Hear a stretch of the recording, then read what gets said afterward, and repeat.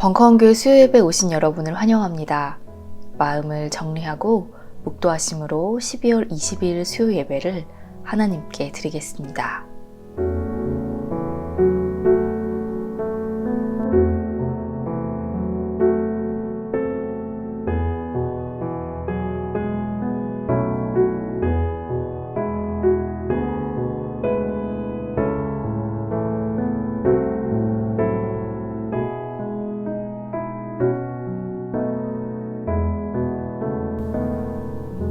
주님, 춥고 어두운 이 땅에 속히 오소서. 주님처럼 누울 곳이 없어 빈방을 찾아 헤매는 이들 곁에 속히 오소서. 주님을 닮은 의로움 때문에 고초를 겪고 핍박을 당하는 이들 곁에 속히 오소서. 또한 염려와 걱정으로 짓눌린 이들 곁에 오소서. 믿음이 부족하여 참 기쁨과 감사를 모르는 우리 곁에도 속히 오소서. 평화의 주님 속히 오시어서 우리가 주님의 참 평화를 맛보고 누리고 전하게 하소서. 예수님의 이름으로 기도합니다. 아멘.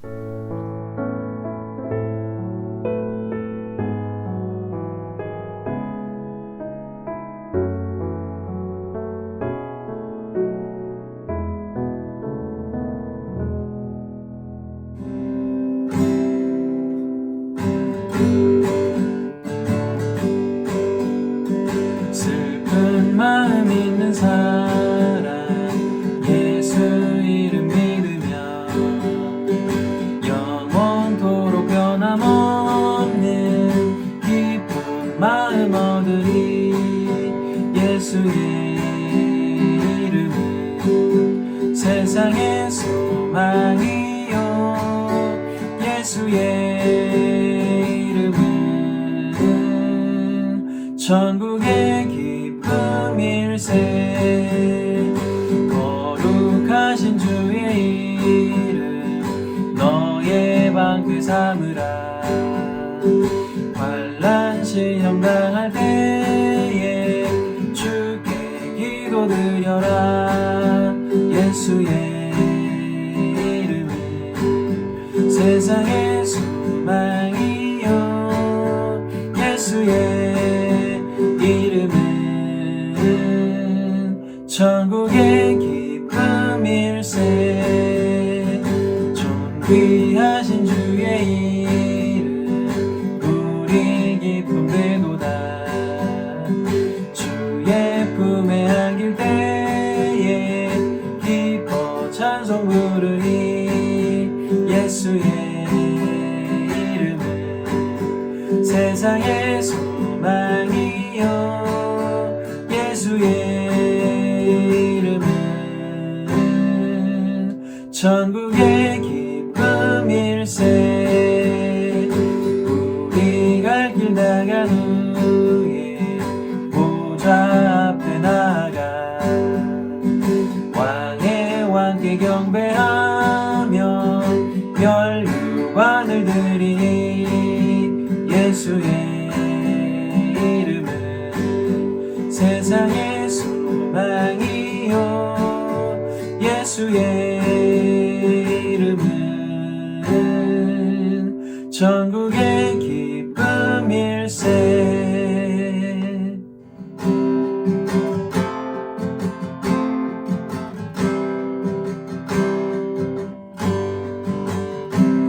내 기도하는 그 시간 그때가 가장 즐겁다. 이 세상 근심 걱정에 얽매인 나를 부르사 내 진정 소원 주 앞에 낱낱이 바로 아뢰어 큰 불행 당해 슬플 때 나 위로받게 하시네. 내 기도하는 그 시간 내게는 가장 귀하다.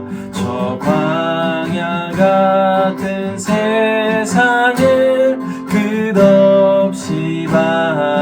향하면서 위태한 길로 나갈 때 주께서 나를 이끌어 그 보좌 앞에 나아가 그는 받게 하시네. 내 기도하는 그 시간 그때가 가장 즐겁다. 이때껏 지은 큰 죄로 내 마음 심히 아파도 참 마음으로 뉘우쳐 다 숨김없이 아뢰면 주 나를 위해 복 주사 새 은혜 부어 주시네.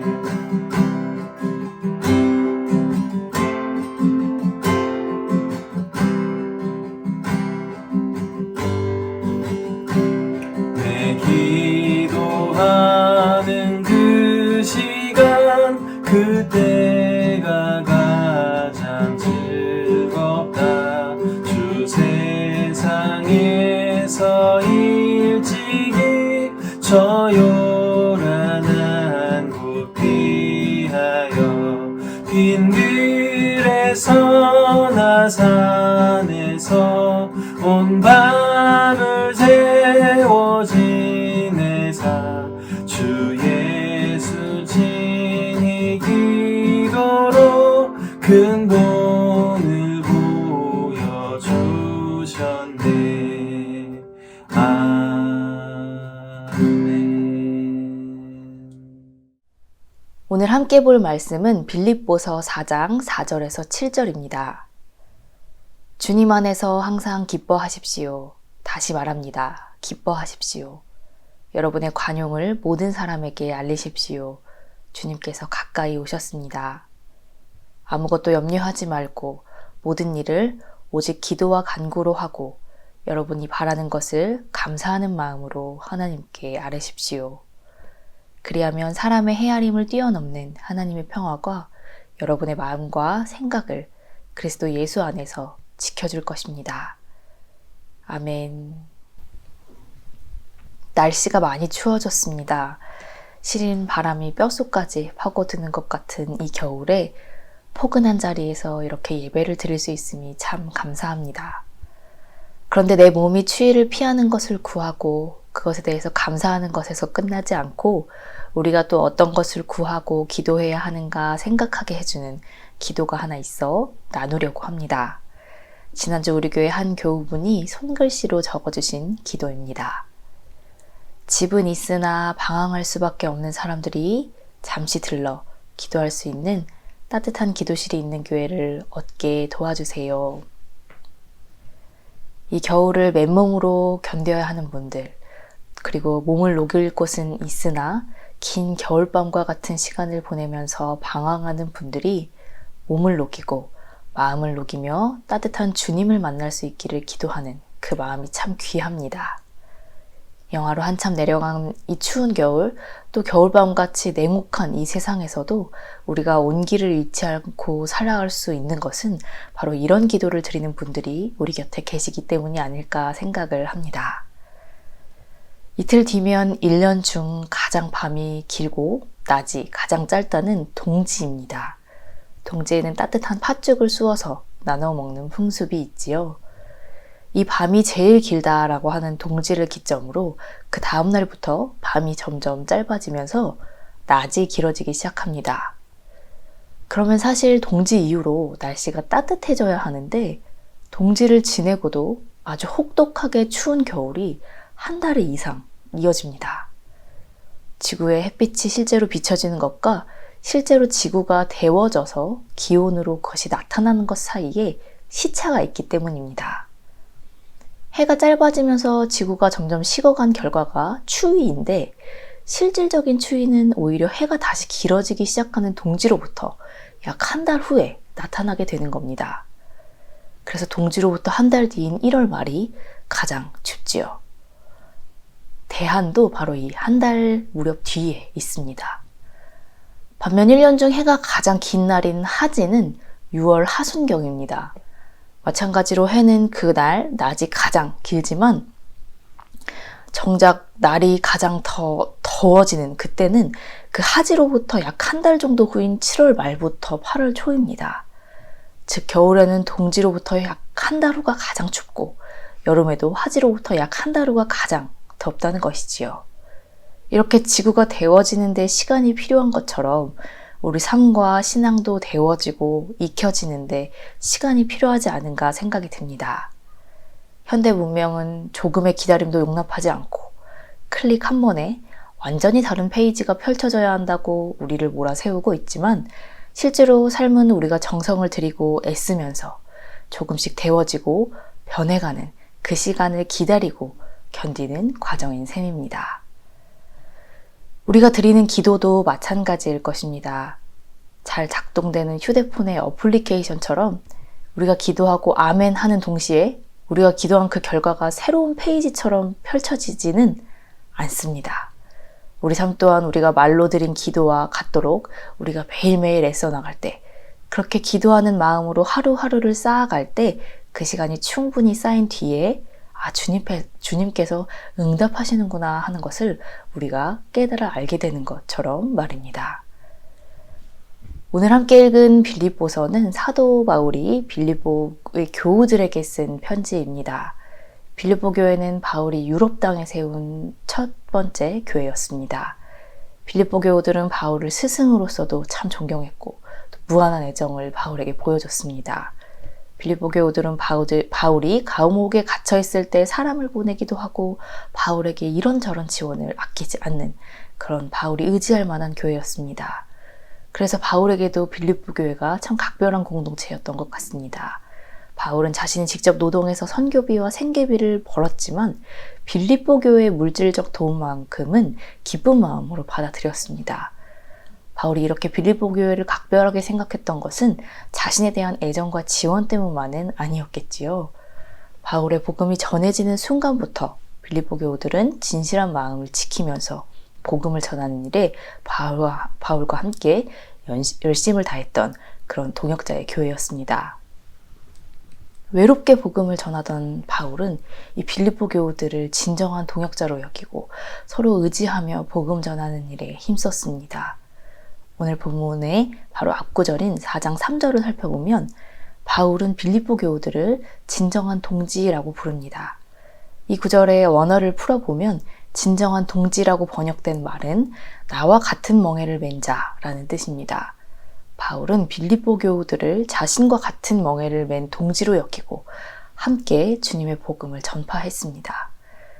그 빌립보 교우들에게 바울 사도가 애정을 담아서 그리고 진심을 담아서 쓴 편지가 바로 오늘 우리가 함께 읽은 빌립보서입니다. 빌립보서의 바탕에는 기쁨과 감사라는 주제가 전체적으로 흐르고 있습니다. 오늘 말씀도 기뻐하라 라는 말씀으로 시작합니다. 그런데 바울이 사람들에게 기뻐하라 라고 말하고 있는 장소는 바로 감옥입니다. 바울은 정작 스스로 감옥에 갇혀 있으면서 기뻐하고 감사하라 라는 것을 편지로 쓴 것입니다. 바울은 말로만이 아니라 기뻐할 수 없고 감사하기 힘든 감옥에 갇힌 상황에서 진심으로 감사하며 전진심으로 기뻐하는 그 마음을 빌립보 교우들에게 전해주었습니다. 5절은 바울이 이렇게 기뻐하고 감사할 수 있는 이유가 바로 주님께서 가까이 오셨기 때문이다 라고 말합니다. 초대교회에서 그리스도께서 가까이 오신다, 가까이 계시다라는 것은 임박한 재림을 의미합니다. 주님께서 곧 오실 것이니 고되더라도 힘든 상황에서도 기뻐하지 않고 감사하지 않을 이유가 없다라고 생각했던 것이지요. 오늘날 신앙인들은 반면에 예수님의 재림에 대해서 당시 초대교회 교인들처럼 깊게 와닿아하지 않는 것 같습니다. 예수님이 다시 오실 것이라고 말로는 하면서도 실제 삶에서는 예수님이 다시 오실 것을 전혀 고려하지 않고 살아가는 것처럼 보이기도 하지요. 그러나 다시 오실 예수님을 기다리던 초대교회 사람들의 믿음이, 그리고 오늘의 말씀이 오늘 우리에게도 여전히 귀한 의미가 있다는 것을 우리는 알아야 합니다. 우리 또한 매 순간 우리 곁으로 오시는 그리스도의 임재를 경험하며 살아가고 있고, 또 우리 그리스도인이라는 그 정체성을 가지고 살아가는 삶은 결국 그리스도께 가까이 가는, 그리스도를 다시 만날 것을 기대하며 예수님께 매일매일 가까이 가기 위한 그런 여정이기 때문입니다. 우리는 성탄절을 4주 앞둔 그 대림절에만 예수님을 기다리는 것이 아니라 우리 삶의 매 순간 임재하시는 그리스도를 기대하며 살아가는 사람들이고, 이 세상에서 우리의 걸음은 예수님께 가까이 닿기 위한 신앙의 여정이라는 것을 우리는 기억해야 합니다. 그 여정, 그 길을 가면서 꼭 기억해야 할 것들 중 하나가 바로 오늘 말씀입니다. 오늘 본문의 첫 구절은 주 안에서 항상 기뻐하라 라고 전합니다. 그런데 우리는 어떨 때 주로 기뻐할까요? 생각해보면 우리는 바라는 바를 이루었을 때 주로 기뻐합니다. 어느 학교를 가고, 어느 직장을 가고, 얼마를 벌고, 무엇을 사는 등 우리가 바라던 바, 목적하던 바가 이루어졌을 때 우리는 무척 기뻐합니다. 그런데 오늘 말씀이 말하는 기쁨은 그런 기쁨이 아닌 것 같습니다. 바라는 바를 얻어서, 바라는 바를 이뤄서 얻은 기쁨과 감사가 아니라 주님께 가까워지며 샘솟는 기쁨과 감사를 말하고 있는 것이지요. 우리는 우리가 목적하는 바를 이뤘을 때만 기뻐하고 감사할 줄 알았지, 주님과 가까워지며 얻는 그 참 기쁨과 감사를 알지 못한 채 살아가고 있진 않은지 살펴보아야 합니다. 성경은 이 기쁨과 감사가 마르지 않는 샘물과 같다. 그렇게 마르지 않는 샘물처럼 늘 목마른 우리 영혼을 영원히 채워준다 라고 하기 때문입니다. 일희일비할 수밖에 없는 우리 삶에서 우리의 영혼을 흔들리지 않게 하는 것은 목적을 이뤄서 얻은 그런 잠깐의 기쁨이 아니라 주님을 닮아가면서 주님과 가까워지며 얻는 마르지 않는 샘물과 같은 기쁨과 감사입니다. 우리가 이제 우리의 목적하는 바를 구하는, 그래서 그것이 이루어지는 기도와 감사가 아니라 주님과 가까워지기를 기도하고 간구하면서 우리의 영혼을 촉촉히 채우는 그 기쁨과 감사를 맛볼 수 있으면 좋겠습니다. 오늘 본문은 이 참 기쁨과 참 감사를 알고 구하는 길이 바로 주님의 평화로 가는 첫 걸음이라고 우리에게 전합니다. 계속해서 5절의 말씀을 살펴보면 주님과 가까워지며 그 샘솟는 기쁨과 감사는 우리를 좀 더 관용적인 사람이 되게 한다고 전합니다. 관용이라는 단어는 한자어로 너그러울 관자에 얼굴 용자를 사용합니다. 주님이 주시는 기쁨과 감사는 우리를 너그러운 사람이 되게 하고 너그러운 얼굴로 이웃을 대하게 한다는 의미입니다. 이처럼 주님이 주시는 참 기쁨과 감사를 맛본 사람은 부족했던 자신이 주님께 받아들여졌다는 것을 기억하면서 너그러운 얼굴로 다른 사람을 받아들이고 너그럽게 베푸는 사람으로 살아갈 수 있습니다. 우리의 기쁨과 감사가 내가 목적하는 바를 이뤄서 얻은 그런 단순한 기쁨과 감사이고, 또 그 기쁨과 감사에 나 혼자 만족하고 마는 것이 아니라 다른 사람을 대하는 나의 얼굴에서부터 드러나고 있는지, 너그러운 얼굴로 서로를 대하고 있는지 늘 살피면서 돌아보아야 하는 것입니다. 바울은 계속해서 빌립보 교우들과 우리에게 이렇게 권면합니다. 아무것도 염려하지 말고 모든 일을 오직 기도와 간구로 하고 여러분이 바라는 것을 감사하는 마음으로 하나님께 아뢰십시오. 그리하면 사람의 헤아림을 뛰어넘는 하나님의 평화가 여러분의 마음과 생각을 그리스도 예수 안에서 지켜줄 것입니다. 우리가 너무나 잘 아는 말씀이지요. 그러나 아무것도 염려하기란 사실 쉽지 않습니다. 염려하지 않는 삶은 사실 불가능해 보입니다. 살아있다면 걱정과 염려는 계속 되지요. 이런 걱정과 염려는 우리를 하나님 앞에 무릎 꿇게 하고 또 간절하게 비는 기도를 하게 합니다. 그런데 기도란 하나님과의 대화이기 때문에 사실 우리가 간절히 기도를 한다면 우리의 마음이 평안해야 하는데, 사실 감사하는 마음이 아니라 염려에 시달리면서 비는 그 기도는 우리에게 참 평안을 주지 못합니다.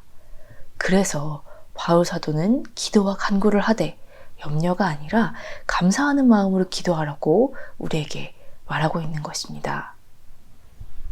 사실 염려하며 구한다는 것은 하나님을 온전히 신뢰하지 못한다는 것을 의미하기도 합니다. 하나님을 온전히 신뢰한다는 것은 모든 것을 하나님께 내어놓고, 그러니까 그 문제만이 아니라 자기 존재를 다 내어놓고 하나님께 온전히 맡기는 것을 의미합니다.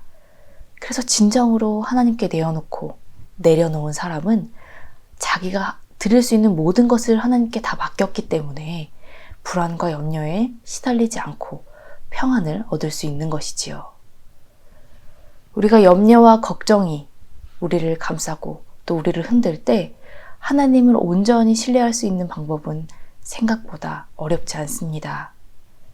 하나님께서 우리 삶에 베푸신 것들, 이미 우리가 살아갈 수 있도록 우리 주변에 베풀어 주신 것들을 하나씩 헤아려 보는 겁니다. 이미 우리 삶의 모든 순간에 역사하셨던 그 주님의 은혜와 사랑을 가만히 헤아리다 보면 우리는 하나님에 대한 더 깊은 확신을 가질 수 있습니다. 또 흔들리지 않는 평안을 누릴 수 있습니다. 이 감사의 바탕에서 드리는 기도는 염려에 시달리며 드리는 그 기도와는 다를 수밖에 없습니다. 이처럼 감사는 보지 못했던 삶의 기쁨을 보게 하고 더욱더 하나님의 우리가 더 깊이 신뢰할 수 있도록 도와줍니다. 하나님을 향한 신뢰는 세상이 줄 수 없는 평화를 우리에게 주고 우리가 일희일비하지 않도록 우리를 단단하게 붙잡아주는 것이지요. 사랑하는 교우 여러분, 동지와 같이 칠흑 같은 시절을 보내더라도 우리가 주님이 주시는 기쁨과 감사를 원동력으로 삼아서 매일매일 하루하루를 성실히 살아갈 때 그 시간들이 쌓여 분명 주님의 따스한 평화의 세상이 이 땅에 열릴 것입니다. 우리가 염려와 걱정이 아니라 흔들리지 않는 믿음으로 기쁨과 감사로 서로를 너그러이 대하며 하루하루를 쌓아갈 때 낮이 하루씩 길어져서 결국 동지 이후에 시간이 충분히 지난 뒤에 봄이 오는 것처럼 주님의 참 평화도 우리에게 조금씩 가까이 임할 것입니다. 그 시간을 염려하고 불안해하기보다 온전한 믿음으로 기쁨과 감사로 성실히 쌓아가는 우리가 되기를 바랍니다. 기도하겠습니다. 하나님, 감옥에서 기쁨과 감사를 전한 사도 바울처럼 우리도 염려에 시달리는 기도가 아니라 감사로 기쁨으로 구하는 기도를 드리길 원합니다. 주님이 주시는 참 기쁨과 참 감사를 누리며 이웃을 향해 너그러운 얼굴을 띠는 우리들 되게 하시고 주님이 주시는 평안함으로 일희일비하지 않고 춥고 어두운 시간도 거뜬히 견디어내게 하소서. 그리하여 끝내 오는 봄을 맞을 수 있도록 주님 우리의 믿음을 붙잡아 주소서. 예수님의 이름으로 기도드립니다. 아멘. 축도로 예배를 마치겠습니다. 지금은 참 기쁨과 참 감사를 알려주신 예수님의 은혜와 우리의 염려와 걱정마저도 품어 안으시는 하나님의 큰 사랑과 우리가 받은 것처럼 너그러운 얼굴로 서로를 보게 하시는 성령님의 교통하심이 동지 이후의 시간을 견뎌낸 뒤에 끝내 봄이 올 것을 굳게 믿는 우리들 위해 영원토록 함께 하시기를 간절히 축원합니다. 아멘.